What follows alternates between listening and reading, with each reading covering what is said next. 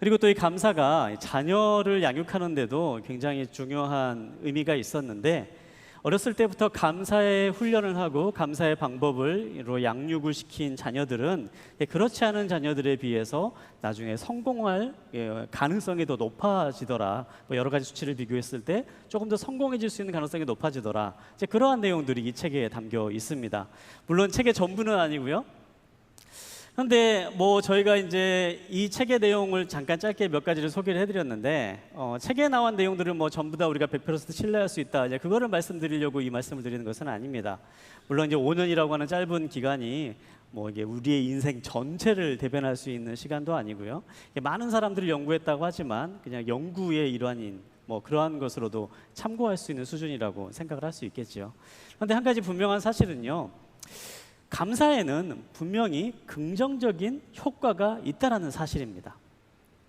비단 이 책에 나와 있는 그 이야기뿐만 아니라 감사에 대해서 이야기하고 있는 많은 글들을 살펴보고, 또 심리학자들의, 또 대학 캠퍼스의 많은 연구들을 살펴보면요, 감사라고 하는 것에는 굉장히 긍정적인 영향을 미치는 힘이 담겨 있고, 또한 이 감사라고 하는 것을 통해서 사람의 삶이 바뀌어질 수 있고, 정확히 말하자면 학자들의 말에 의하면 뇌가 변화가 되고, 그러면서 사람들의 행동하는 패턴들이 변화가 되고, 그러면 삶이 긍정적으로 변화되는 모습을 볼 수 있다. 이제 그러한 내용들이 요즘에 나와 있는 많은 연구 자료 가운데서 공통적으로 이야기하고 있는 부분입니다.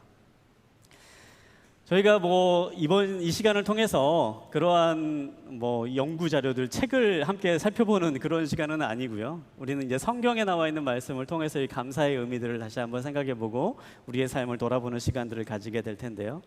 이번 한 달 동안 우리가 감사를 주제로 감사와 복이라는 제목을 가지고 함께 말씀을 나눌 때에 우리들의 삶 가운데 이 성경에서 약속하는 축복을 누리는 기쁨이 있게 되길 바랍니다. 그리고 세상에서도 말하지만 이 성경에서 말하는 우리의 삶을 변화시키는 힘이 있는 그 감사의 능력을 경험할 수 있는 시간들이 되게 되기를 바랍니다. 그러한 은혜의 시간이 되기를 소망하면서 오늘도 계속해서 말씀의 자리로 나아가도록 하겠습니다. 오늘 우리가 함께 볼 말씀은요, 데살로니가전서 5장 18절에 있는 말씀과 누가복음 17장 16절부터 19절까지 있는 말씀입니다. 이 두 부분에 있는 말씀을 이어서 우리 한 목소리로 한번 함께 읽도록 하겠습니다. 우리 한 목소리로 함께 읽겠습니다. 시작. 모든 일에 감사하십시오. 이는 그리스도 예수 안에서 여러분을 향하신 하나님의 뜻입니다. 그는 예수의 발 앞에 엎드려 감사했습니다. 그는 사마리아 사람이었습니다. 예수께서 물으셨습니다. 10명이 깨끗해지지 않았느냐? 그런데 9명은 어디에 있느냐?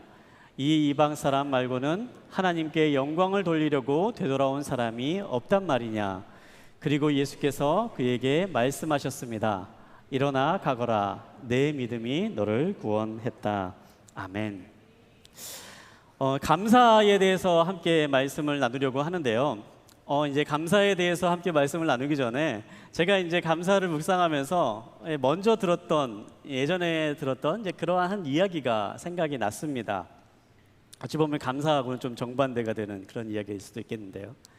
제가 이제 예전에 데살로니가서 5장 18절에 있는 말씀, 이제 감사가 하나님의 뜻입니다라는 제목으로 함께 말씀을 나누고 성도님들과 함께 교제했던 적이 있는데요. 그때 한 분이 저에게 이제 그런 얘기를 하시는 거예요. 목사님, 이제 감사하는 것이 하나님의 뜻이다라고 그렇게 말씀해 주셨는데, 목사님, 세상을 살아가면서 감사하며 살아가는 게 얼마나 어려운 일인지 아십니까? 이제 그런 얘기를 하시더라고요. 교회에서는 감사해야 됩니다, 감사해야 됩니다, 감사하며 삽시다라고 이제 그렇게 말도 하고, 또 감사하는 삶은 또 실제로 교회 안에서 살 때는, 생활할 때는 크게 어렵지 않게 그렇게 이제 생각할 수 있었는데, 막상 사회생활을 하다 보면 이 감사를 해야 된다라는 것이 참 어려운 일이다라고 이제 그렇게 이야기를 하는 겁니다. 그러면서 이분이 이제 본인의 경험을 이야기를 해주시는 거예요. 이분이 이제 직장 생활을 하시는 분인데, 처음에 이제 사회 초년생으로 직장에 취직을 했을 때, 그때 이제 자신의 일을 가르쳐주는 이제 우리가 말하는 소칭 사수라고 하는 분이 있었다고 합니다. 직속 선배가 있는 거죠. 이 사수와 함께 다니면서 이제 일을 배우고 있는데, 그런데 사수가 직장 생활을 하면서 기억해야 될 것, 또 하지 말아야 될 것들을 이제 하나하나 알려주는 과정 가운데 하지 말아야 될 말을 이야기하면서요, 절대로 직장 생활하면서 고맙습니다, 감사합니다라는 말을 하지 말아라. 그런 얘기를 했다라는 거예요. 근데 이분의 얘기를 들어다 보니까요, 이분이 하시는 일이 이제 뭐 지방에 있는 지사를 가서 방문해서 그곳을 이제 점검한다거나, 아니면 이제 중요한 뭐 사업 이제 협상을 하는 자리에 나가가지고 이제 협상을 하는 그러한 일들을 이제 종종 하게 되는데, 그러한 곳에 나갔을 때 특별히 평소에 이게 고맙습니다, 뭐 감사합니다라는 이런 말을 많이 하는 이제 습관을 가지고 있으면 불현듯이 그렇게 그런 자리에서 이제 고맙습니다, 감사합니다라는 말을 하게 된다라는 거예요. 그래서 이제 고맙습니다, 감사합니다라는 말을 하게 되면은 상대방이 내가 지금 저 사람에게 무엇인가 정도에 넘치는 호의를 주고 있구나, 그리고 저 사람이 그런 호의를 받고 있구나라고 그렇게 느낀다라는 겁니다. 그래서 더 이상 내가 뭔가를 더 해줄 필요가 없다, 더 이상 내가 뭔가를 더 이렇게 잘해줄 필요가 없다, 이제 그런 생각을 하게 된다라는 거예요. 그래서 감사합니다라는 말 우리가 섣불리 하게 되면 이제 그런 협상의 자리, 뭐 중요한 자리에 갔을 때 다른 사람이 그래, 저 사람은 저 정도만 하면 돼, 그렇게 머물러 버리고 더 좋은 조건이나 더 나은 일을 할 수 없게 되더라, 그렇게 이야기를 하는 겁니다. 그래서 그때부터 직장 생활할 때 그냥 감사하다는 말은, 고맙다는 말은 평소에도 그냥 하지 않고 살아가는 게 좋겠다, 그런 말을 들었다라는 거예요. 그래야지만이 내가 지금 뭔가 좀 더 받아야 되는 사람처럼 그렇게 여겨지고, 그래야지만이 상대방이 더 뭔가를 해줘야 되는 것처럼 그렇게 행동하게 되는 그러한 것들을 볼 수 있게 된다, 그렇게 얘기를 했다라고 합니다. 여러분은 어떻게 생각하십니까? 여러분도 이 선배의 이야기에 동의하십니까? 여러분은 직장 생활하실 때 어떠십니까? 누군가 협상하는 자리나 직장 생활하는 자리에 갔을 때 고맙습니다, 감사합니다 라고 하는 말을 본다면 여러분의 마음 가운데는 그 사람을 볼 때 어떠한 생각이 드십니까? 또 여러분 스스로는 또 어떻게 느껴지십니까? 제가 그 이야기를 생각하면서요, 어쩌면 우리가 살아가고 있는 시대가 이 감사를 표현하기가 굉장히 어려워지고 있는 시대로 가고 있지는 않나, 그런 생각을 해보았습니다. 물론 그분이 하신 이야기가 우리 사회 전체의 이야기라고 할 수는 없겠지요. 그런데 분명 일견 우리들의 마음 가운데는요, 다른 사람들에게 뭔가 먼저 불리하게 다가가거나 다른 사람에게 무엇인가 모자란 듯이 다가가는 그러한 입장을 취하면 손해를 보게 될지도 모른다라는 그러한 마음이 우리의 마음 가운데도 은연듯이 있지는 않는가, 그런 생각을 해보게 되었습니다. 가급적이면 지금 내가 가지고 있는 것에 만족하고 감사를 표현하기보다, 가급적이면 내가 지금 부족하다, 더 달라, 어떻게 하면 더 받을 수 있을까, 이것을 계속 표현하며 살아가는 것이 오늘날 경쟁이 치열한 우리의 사회를 살아가는데 더 지혜로운 모습처럼 보여지지는 않는가, 그런 생각을 해보았습니다. 감사를 표현하는 게 점점 인색해져가는 시대를 살아가면서, 또 감사합니다라고 말하는 것이 그렇게 편안하게만 느껴지지 않는 세상을 살아가면서 우리는 어떻게 이 감사하는 삶을 살아갈 수 있을까요? 오늘 누가복음 17장에 있는 말씀을 함께 보면서 바로 우리들의 삶 가운데 감사하는 삶을 살기 위해서 우리가 기억해야 될 부분들은 어떤 부분들이 있을까, 한번 말씀을 통해서 살펴보도록 하겠습니다. 누가복음 17장 12절부터 13절까지에 있는 말씀, 이 시간에 짧은 말씀인데요, 17장 12절부터 13절까지에 있는 말씀까지만 우리 한 목소리로 함께 읽어보도록 하겠습니다. 함께 보겠습니다. 시작. 예수께서 한 마을에 들어가시다 10명의 나병 환자를 만나셨습니다. 그들이 멀찍이 서서 큰 소리로 외쳤습니다. 예수 선생님, 저희를 불쌍히 여겨 주십시오. 아멘. 오늘 우리가 함께 본 이 누가복음 17장에 있는 말씀은요, 10명의 나병 환자가 주인공으로 등장하는 이야기입니다. 이 나병 환자라고 하는 사람을 한번 우리가 먼저 생각해 보기를 원하는데요, 이 나병 환자라고 하는 사람은요, 어쩌면 우리가 먼저 앞서서 생각해 봤던 것처럼 감사하기 무척이나 힘든 상황 가운데 있는 그러한 사람의 대표적인 모습이 아닌가, 그렇게 생각을 해봅니다. 이 나병이라고 하는 병은요, 오늘날에는 이제 한센병이라고 이렇게 부르는 병인데요. 오늘날에는 이 병의 치유로 되는 법이 이미 다 개발이 되었기 때문에 그렇게 뭐 심각하게 여겨지는 그러한 질병은 아닙니다만, 이 치료법이 개발되기 전까지만 해도 이 나병은 굉장히 무섭고 고통스러운 질병이었습니다. 단지 이 나병이 질병이 주는 그 고통 때문에 그렇게 심각한 병인 것만은 아니고요.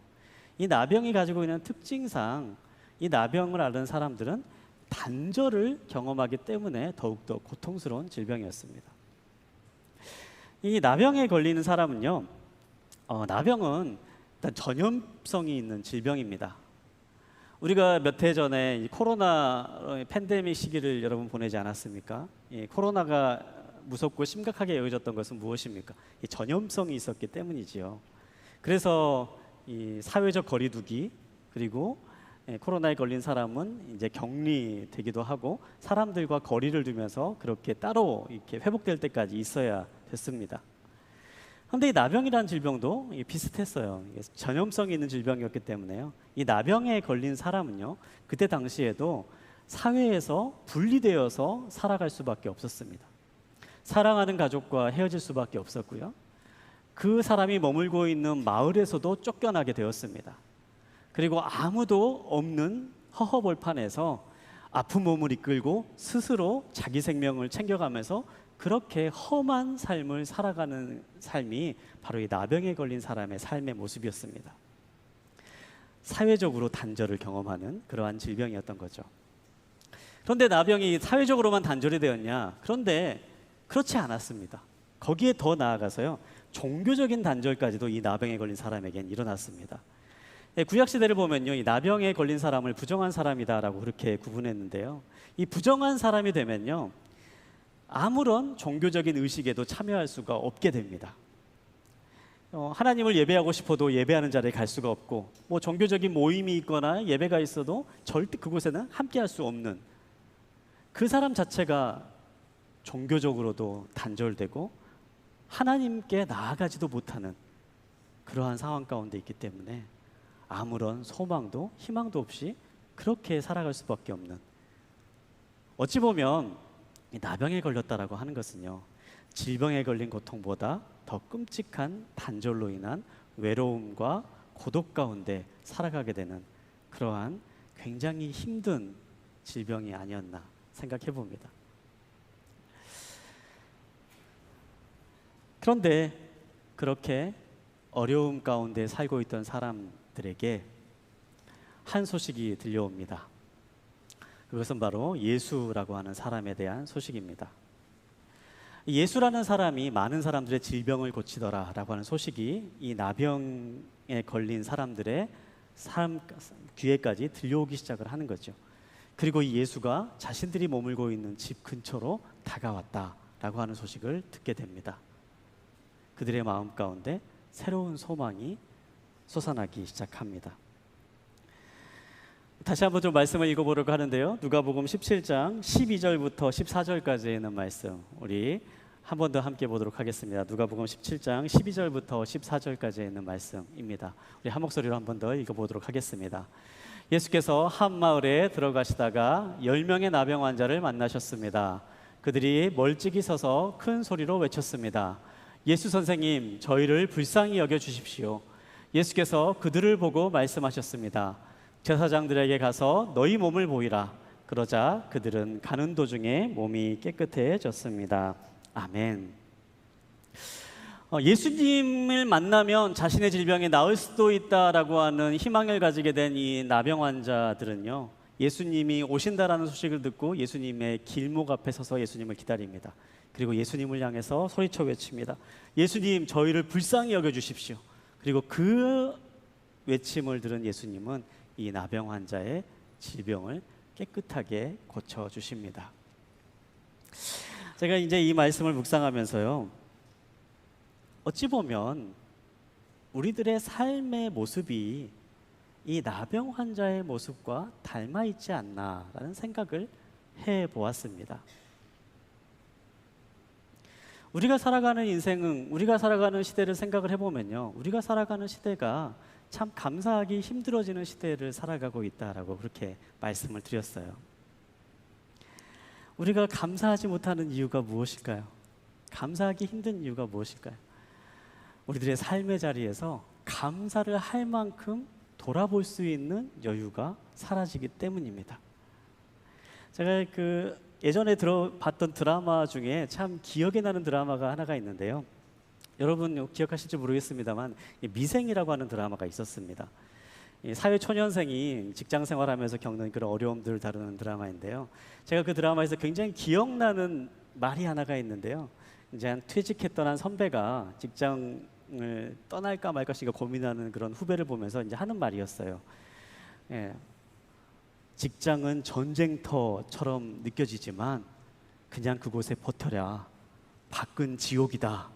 그렇게 하는 말이 기억이 참 인상 깊게 남아 있었습니다. 어찌 보면 우리가 살아가고 있는 시대에 감사를 잃어버리게 되는 이유 가운데 하나가 우리가 살아가고 있는 시대가 바로 우리가 살아가고 있는 바로 삶의 그 자리가 전쟁터처럼 느껴지고 있기 때문은 아닌가. 매 순간순간 생존을 위해서 발버둥 쳐야만 하고 매 순간순간 다른 사람에게 감사를 표현하기보다는 더 많은 것을 얻어야지만이 살아갈 수 있고 더 많은 것을 빼앗기지 않고 붙잡고 살아가야지만이 살아갈 수 있는 전쟁터와 같은 그러한 삶의 자리를 살아가고 있기 때문에 다른 사람을 감사하고 다른 사람에게 감사를 표현하는 것을 무척이나 어렵게 여기는 그러한 시대를 살아가고 있지 않나, 이제 그런 생각을 해보았습니다. 그런데 나병 환자의 모습이 바로 그러한 삶의 모습이더라고요. 이 나병 환자가 가지고 있는 모습은 어땠습니까? 모든 사람들에게 단절된 채 보호받지 못하고 혼자 외딴 곳에 쫓겨나와 자신들이 스스로 살아가는 길을 마련하면서 전쟁과도 같이 살아가야 되는 그러한 인생을 바로 이 나병 환자들이 살아가고 있었던 거죠. 이 나병 환자들은요, 또한 사람들과의 관계에서 단절이 이루어집니다. 근데 오늘날 시대도 마찬가지인 것 같아요. 오늘날 시대 많은 사람들이 외롭다라고 말을 합니다. 외로운 이유, 마음을 의지할 수 있는 사람이 점점점 사라지고 있는 그러한 시대를 우리가 살아가고 있다고 하지요. 어찌 보면 우리의 바로 그러한 삶의 모습이 바로 이 나병 환자가 감사할 수 없을 만큼 그렇게 메말라 있는 생활 가운데 있는 그러한 삶의 모습과 맞닿아 있는 것은 아닌가, 그런 생각을 해봅니다. 사랑하는 여러분, 혹시 이 자리 가운데 나와 있는 여러분 가운데 그러한 마음을 가지고 이 자리에 나온 분이 계시진 않습니까? 지금 나의 삶의 자리가 마치 전쟁터처럼 느껴지고 다른 사람에게 무엇인가를 빼앗기지 않기 위해서, 내가 살아가기 위해서 아둥바둥 살아갈 수밖에 없는 그러한 삶의 자리, 나를 이해해주고 내가 의지할 수 있는 사람은 아무도 없다, 그렇게 여겨지면서 모든 사람으로부터 단절된 마음으로 그렇게 외로움 가운데 이 자리에 나와 계신 분이 혹시 지금 있지는 않습니까? 그런 분이 계시다면 오늘 본문에 있는 말씀처럼 예수님을 만나는 시간 되기를 원합니다. 예수님을 만나는 순간 우리의 삶에 변화가 일어납니다. 예수님을 만나는 그 단 한 순간을 통해서 나병 환자의 병이 고쳐지는 사건이 일어났던 것처럼 예수님을 만나는 단 한순간의 삶의 순간을 우리가 경험하게 된다면 그 순간으로부터 우리의 삶의 모든 것이 변화되는 것을 경험할 수 있게 될 것입니다. 사랑하는 여러분, 여러분 가운데 이 자리에 계신 분들 특별히 예수님을 만나는 축복이 있게 되길 바랍니다. 그래서 예수님을 만남으로 인해서 여러분의 삶이 변화되는 새로운 길이 열리는 그러한 은혜가 있게 되길 바랍니다. 나병 환자가 달라졌던 것처럼 우리 모두의 삶이 예수님과 만나고 예수님과 함께함으로 새로운 길로 나아갈 수 있는 그러한 시간이 되기를 간절히 소망합니다. 이렇게 나병 환자의 질병이 낫게 됩니다. 이제 그렇게 성경의 말씀이 끝나면 참 좋겠습니다. 모두가 다 행복하게 끝이 났더라. 나병 환자들이 질병에서 낫게 되고 이제 행복하게 끝이 났더라. 이제 그렇게 성경의 말씀이 끝나면 참 좋겠는데요. 오늘 본문에 있는 말씀은요, 그 뒤에 이어지는 말씀이 계속해서 나오고 있습니다. 우리 15절부터 18절까지 있는 말씀을 한번 함께 보도록 하겠는데요. 15절부터 18절까지 있는 말씀 우리 한 번 더 한 목소리로 읽어보도록 하겠습니다. 함께 보겠습니다. 시작. 그들 중 한 사람은 자기 병이 나은 것을 보고 큰 소리로 하나님께 영광을 돌리며 돌아왔습니다. 그는 예수의 발 앞에 엎드려 감사했습니다. 그는 사마리아 사람이었습니다. 예수께서 물으셨습니다. 10명이 깨끗해지지 않았느냐? 그런데 9명은 어디에 있느냐? 이 이방 사람 말고는 하나님께 영광을 돌리려고 되돌아온 사람이 없단 말이냐? 10명의 나병 환자가 예수님을 찾아와서요, 그들의 질병을 고침받는 사건을 경험하게 됩니다. 그리고 예수님께서 말씀하시는 것처럼 제사장에게 자신의 몸을 보여주러 가게 됩니다. 그리고 그 보여주러 가는 길에서 온전히 나음을 받았더라라고 하는 말씀이 나옵니다. 그런데 그 다음의 사건이 오늘 본문에서 15절부터 18절까지 나오고 있는 말씀인데요. 이 말씀을 보면요, 10명의 사람들이 나병에 걸려서 고침을 받았는데 그 중에 단 한 명의 사람만이 다시 예수님께 돌아와서 예수님 감사합니다라고 고백하고 표현했더라라는 그러한 내용이 나오고 있습니다. 모두가 다 똑같이 병을 낫게 되었는데요, 어떤 사람은 감사를 표현하는 사람이 있었고 어떤 사람은 감사를 표현하지 않고 그냥 어디론가 사라져버리는 사람이 있었습니다. 제가 이제 이 장면을 묵상하면서요, 이 예수님께 돌아오지 않은 9명의 사람들에게 도대체 어떤 일이 있었을까, 이제 그런 생각을 한번 묵상해 보게 되었어요. 이 사람들은 도대체 어디에 갔을까? 이제 앞서 말씀드렸다시피 예수님께서 이 나병에 걸린 사람들을 치유하시겠다라고 말씀하시면서 제사장에게 먼저 가서 내 몸을 보이라라고 말씀하시지요. 그래서 아마 이 사람들은 모두가 다 제사장에게 자신의 몸을 보이려고 갔을 것입니다. 당시 제사장은요, 이 나병에 걸린 사람이 회복되었을 때에 그 사람이 정말 병이 나았는가 안 나았는가를 판단해주는 역할을 하는 사람이 바로 이 제사장이었습니다. 그래서 먼저 이 사람들은 제사장에게 먼저 자신의 몸을 보여주고 이제 깨끗함을 얻었다, 이제 나는 병이 다 나았다, 그것을 확인했겠지요. 그런 다음에 이 사람들은 어디로 갔을까요? 제가 이제 이 사람들의 상황을 좀 가만히 생각을 해보니까요, 아마도 이 사람들이 그 다음으로 갔던 것은 자신들이 그동안에 가장 보고 싶었던 사람들을 만나러 가지 않았을까, 이제 그런 생각을 해보았어요. 결혼을 한 사람이라면 사랑하는 남편이나 사랑하는 아내를 보러 갔을 거고요. 자녀가 있다면 사랑하는 가족이 있는 곳을 향해서 달려갔겠죠. 그리고 친구가 있다면 그 사랑하는 친구를 만나기 위해서 가장 먼저 달려갔을 것입니다. 그리고 그곳에 가가지고 자신이 깨끗하게 나았다, 이제 나는 회복되었다, 이제는 함께 지낼 수 있었다, 이제 막 그렇게 자랑을 하면서 그렇게 얘기를 했을 겁니다. 그러면 이제 사람들이 물어봤을 거예요. 어떻게 병이 낫게 됐니?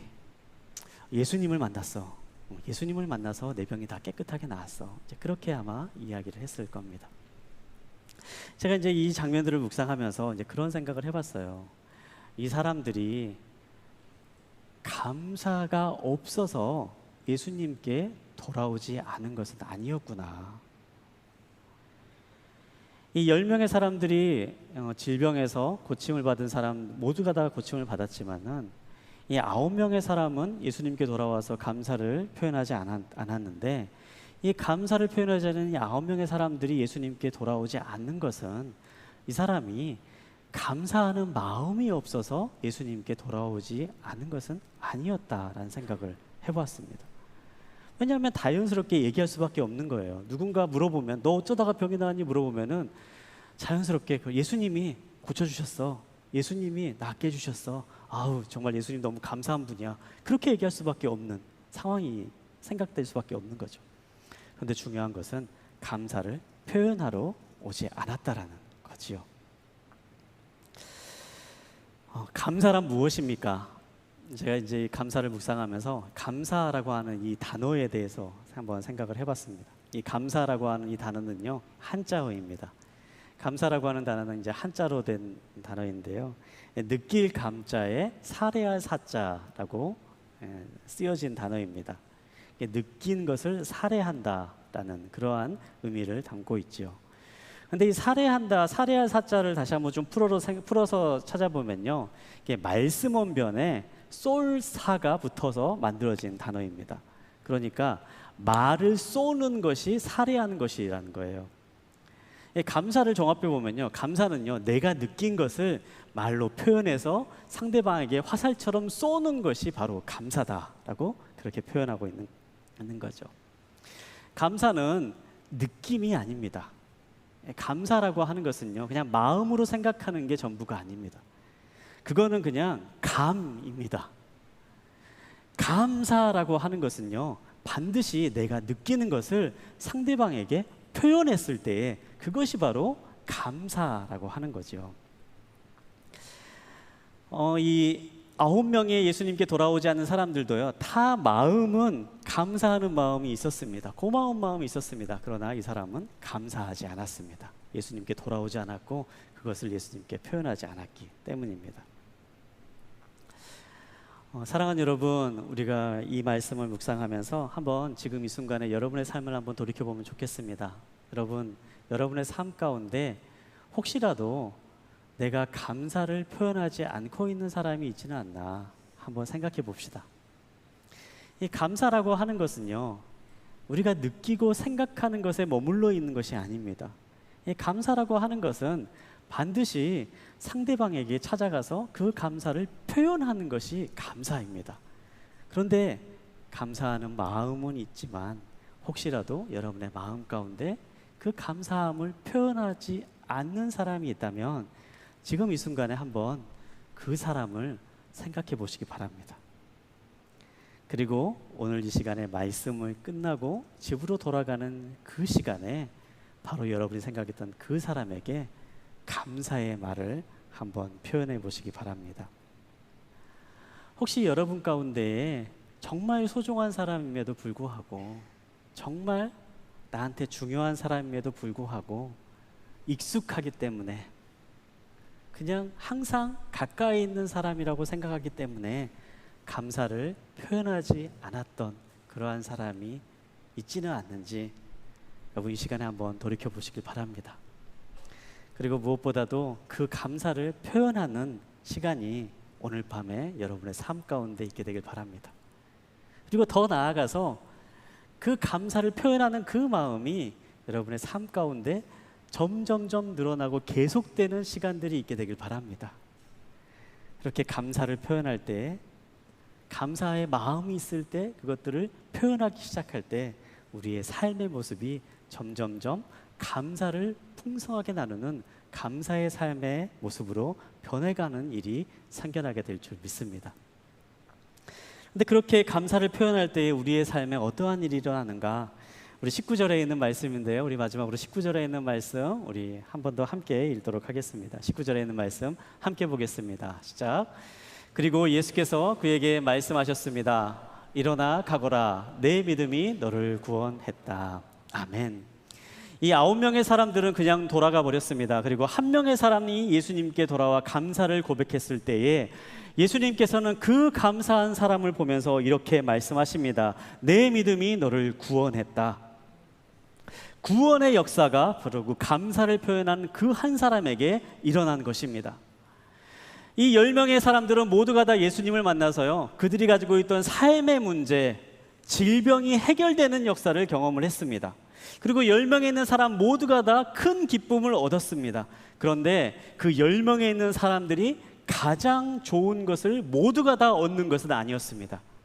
감사를 고백했던 그 단 한 사람만이 예수님께 나와 감사했을 때 그 자리에 육체의 건강을 뛰어넘어 영원한 생명을 선물로 받는 구원을 선물로 받은 사건을 경험하게 된 것입니다. 여러분, 감사는 어떠한 힘이 있습니까? 감사는요, 더 좋은 것들을 불러오는 힘을 가지고 있습니다. 감사는요, 더 좋은 새로운 일들을 우리의 삶 가운데 끌어당기는 힘이 있습니다. 감사는 감사를 낳는 힘이 있습니다. 감사하는 사람에는요, 분명히 더 좋은 일들이 생겨납니다. 이 감사는 씨앗이기 때문입니다. 우리가 처음에 말씀에 살펴보듯이 데살로니가서 5장 18절에 있는 말씀을 보면 모든 일에 감사하라라고 말씀하십니다. 그리고 그렇게 감사하는 삶이 바로 하나님의 뜻을 살아가는 삶이라고 그렇게 이야기합니다.